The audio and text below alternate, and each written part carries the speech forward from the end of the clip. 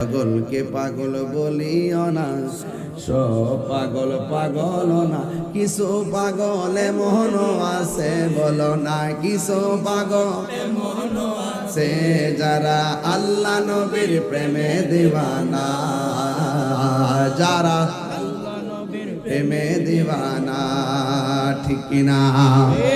High রে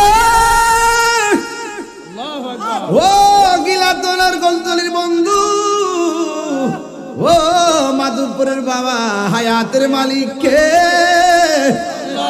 বৃষ্টি দেওয়ার মালিককে মাহফিলে এনেছেন কে?